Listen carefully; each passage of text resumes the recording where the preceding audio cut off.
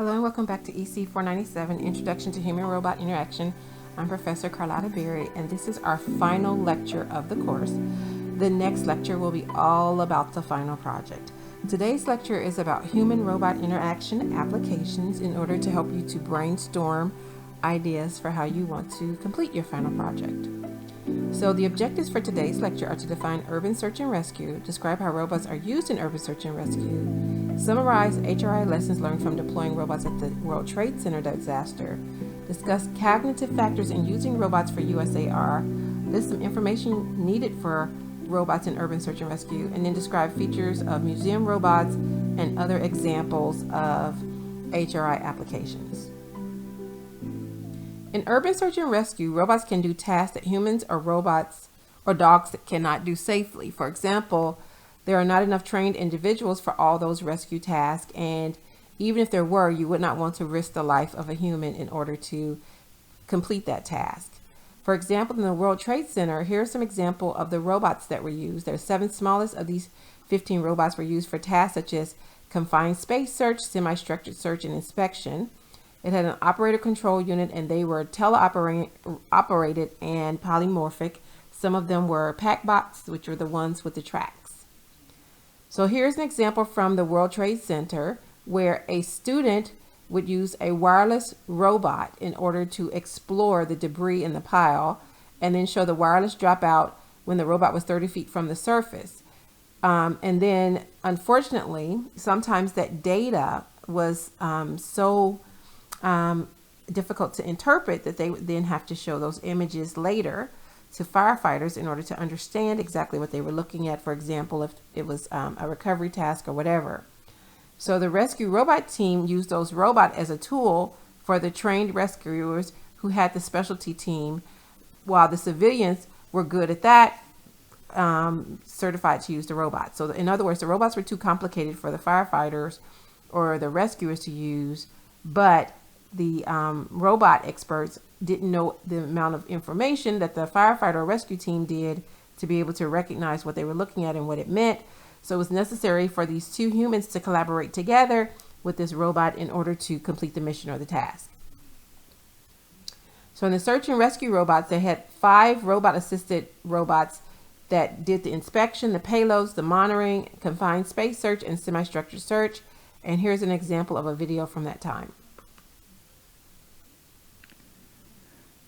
The use of robots for search and rescue was first discussed in the 1980s, but it was not until the 2001 World Trade Center collapse that robots were actually used in a disaster. The breakthrough was the shift to small tactical robots that could fit into voids where people or dogs could not physically enter. Since 2001, land, sea, or aerial vehicles have been deployed to 26 documented disasters in the U.S., Japan, as well as to China, Haiti, Italy, and New Zealand. The majority of ground robot deployments have been for underground mine disasters. Marine vehicles have been used almost as frequently as ground vehicles, and ground vehicles have been used twice as frequently as small aerial vehicles. Robots have been primarily used for searching for survivors, where better human-robot interaction is needed to offset the loss of depth perception and unusual viewpoints. They've been used for reconnaissance and mapping, where mobile manipulation of doors remains a challenge. Robots are used for inspection of buildings, where image stabilization, resolution, and photogrammetrics are essential for accurate assessment. Marine vehicles are used for structural inspection of bridges, where surface vehicles can use wireless networks, but must function in GPS shadows where the signal is lost. Current autonomous underwater vehicles can cover large areas, but lack the obstacle avoidance capabilities needed to operate in debris-filled water or near structures. Robots have never found a living survivor, as they arrive on average 4.5 days after the event, while most trapped victims die within 2 days. But this will change as robots are being adopted by the rescue community. 15 of the 26 deployments have been by the Center for Robot-Assisted Search and Rescue at Texas A&M. Our observations are that ground robots are almost always tethered for 2 reasons. 1. Wireless networks are unreliable in dense rubble with metal rebar in mines or inside commercial structures such as nuclear power plants. And 2. Most voids and entries are made from above, with the robot trying to penetrate down into the rubble. Another surprise is that mobility has not been the major barrier. It has been sensing. Dirt, mud, water, smoke often interfere with and coat the sensors. Unmanned aerial vehicles must often operate within 3 meters of a structure in order to get the views needed by structural engineers, and thus need obstacle avoidance and better human-robot interaction. Please join the Roboticists Without Borders program and help us help society through robotics. Other examples of human and robot interaction and human factors is more cognitive fatigue versus physical fatigue, as well as multiple human-robot interfaces, because different interfaces are required based upon what the robot has to do during the mission or the task.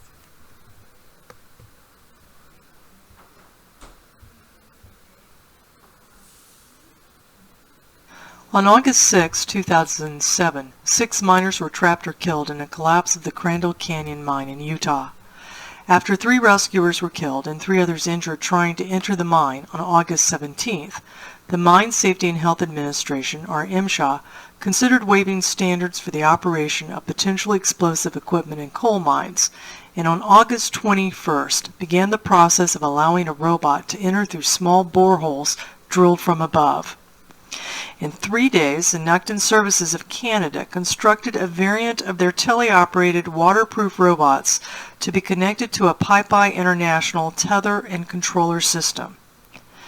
The 70-pound robot had a camera in front for navigation and was deployed in a flattened condition. It then exited the hole and raised a 10-inch silver Spectrum 90 pan-tilt zoomed camera with 200 watts of light. The robot had to be deployed from rugged conditions on a mountaintop 10,000 feet above sea level. It had to travel 2,000 feet down an 8 7/8 inch uncased borehole. It then had to pass through the steel mesh that holds up mine roofs. Once on the floor, the robot needed to crawl up to 1,000 feet, dragging the tether. The robot experienced numerous difficulties as it went down 2 boreholes for a total of 4 insertions. The robot got to within 10 feet of the mine opening at hole 3, but could go no further due to protrusions in the hole.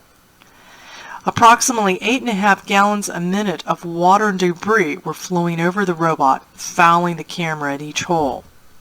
At hole 4, the robot was finally able to enter the mine with both cameras covered in water, debris, and drilling foam.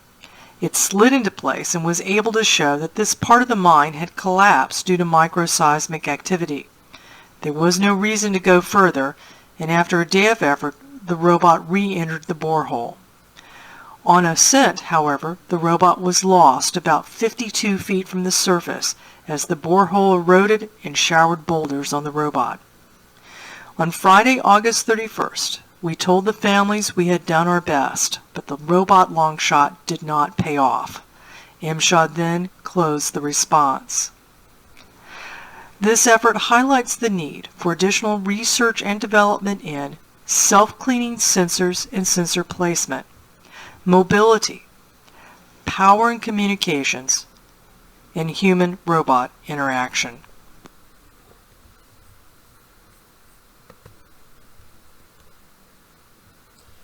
So another example of urban search and rescue was during Hurricane Katrina in 2005.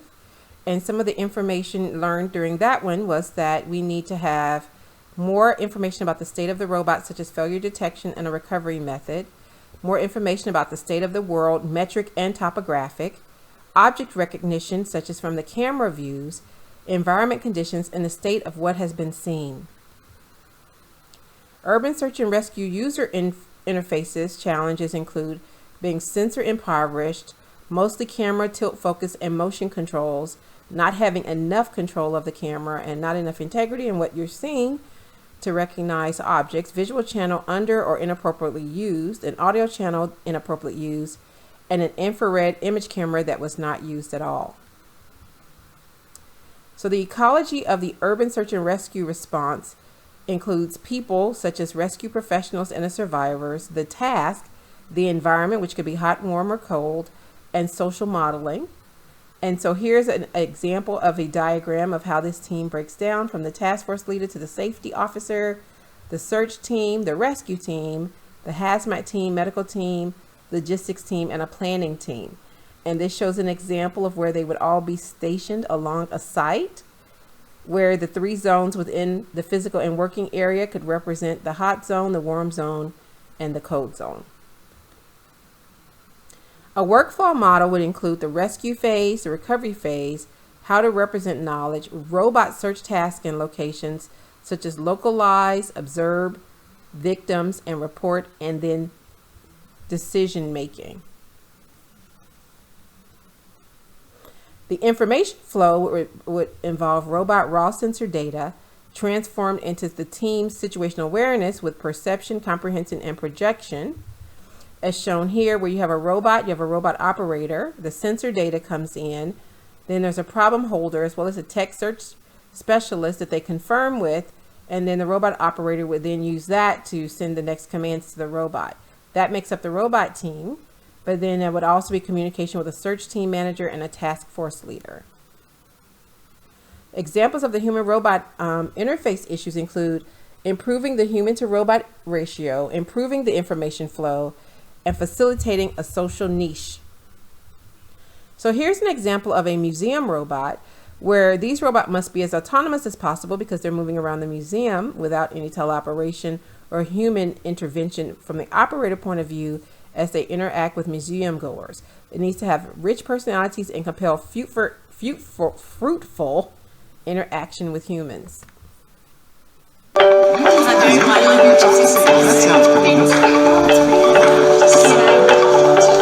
Okay, we're at the Gungahlin Digital Hub and we're about to take a tour of the National Museum of Australia. If you could open your laptops, we'll get started. Today the students are taking a virtual tour of the National Museum of Australia with the CSIRO Virtual Museum Robot. Hello and welcome to the National Museum of Australia. Museum Robot here is a telepresence platform that allows remote visitors from all over Australia to dial into the museum and get a virtual tour of the museum's exhibits and be able to see the exhibits in the gallery in a panoramic sense and be able to access all sorts of extra information. The robot knows exactly where it is at any one time to within about 1 or 2 centimetres, and we can send the robot to anywhere in the gallery that the visitors want to see. We're now here at Phar-Lap's Heart. It's a little bit gruesome. You can look around the entire room, the immediate area that the robot's in, by moving the camera around. The museum robot's main piece of technology is the panoramic camera, which is on the top. You can rotate your own camera, so you can look at whatever you like, and if there's something that you're interested in looking at, you can click on it and get more information that way. And in various ways they demonstrated. But in addition, we've got a second camera here, which is always trained on the guide from the museum, who can talk directly to the people in towns across Australia. So high-speed broadband is critical in its application because the 360-degree field of view camera has a lot of data in it. It's a video camera, and there's a huge amount of data needs to be streamed live to each student.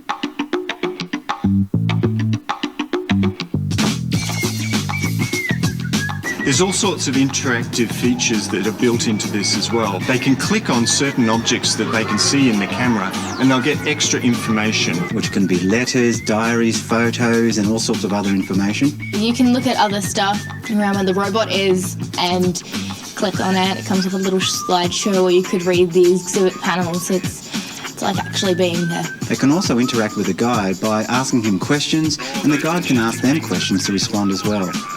I see we have a question from Jaden.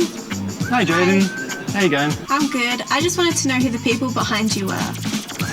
That's a great question. We've got 2 giant puppets here. We can make sure that we're satisfying their curiosities, meeting their learning needs, and engaging them in a face-to-face way. The tour was really informative. It's almost like you're actually there.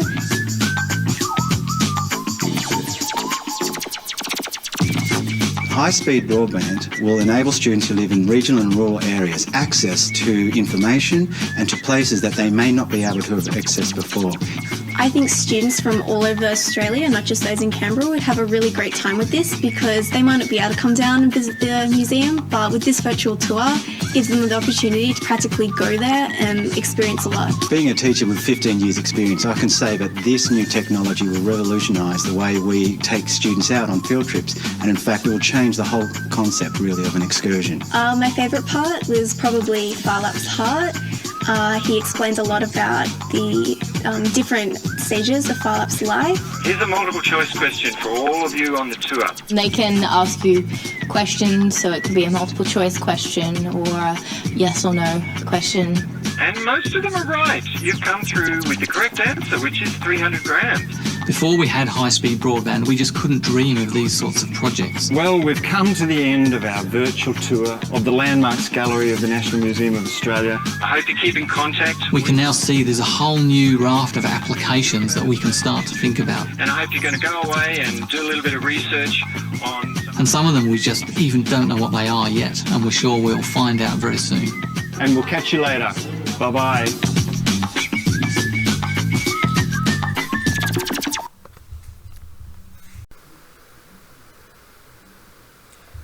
Other characteristics. Why are you starting? Other characteristics of a museum robot is that it must be autonomous as much as possible. I did this page already. Other characteristics of a museum robot is that it must have obstacle avoidance, detect failure and signal humans for help, self-reliance for battery recharging, and navigate autonomously. Here's another example. Life's better when you're under our roof. Save up to 23% by bundling your home and auto with us. Saitama University's Human-Robot Interaction Centre is doing research on applying human communication methods to robots. This museum guide robot explains the exhibits in an art gallery. It detects the listener's facial movements and nods using a laser range-finding sensor and a 360-degree camera. In this way, the robot finds out how interested the listener is in the exhibit and how much the listener understands the explanation. このロボットの動きを私たちは作ってるんですけれども、その動きは、社会学の先生と一緒に研究をしていまして、実際に人間の、学芸員の人、ガイドさんがやってるような動きを社会学の手法を使って分析して、このロボットに、搭載している。ピカソという名前は皆さんよくご存知、どこかで聞いたことはあると思うんですけれども、例えば何かピカソで知っている作品で思い浮かぶものなどはありますか？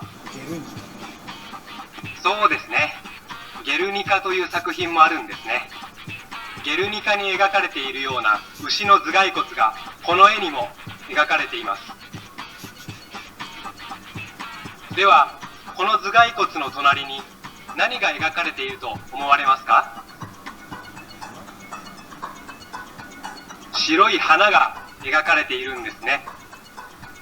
この作品は生と死を表現しています。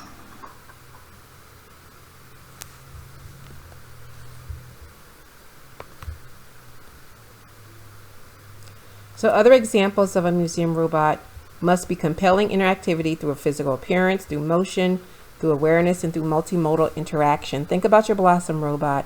These are exactly the things we're going to be looking for your final project. Is there any motion? Does it seem to be aware of the human's facial changes, voice change, the kind of responses it's giving? And this is also an example of multimodal interaction with gesture recognition, face recognition, movements, hands, etc. And so here are a few videos of human-robot interaction at museums and also with talks on bots.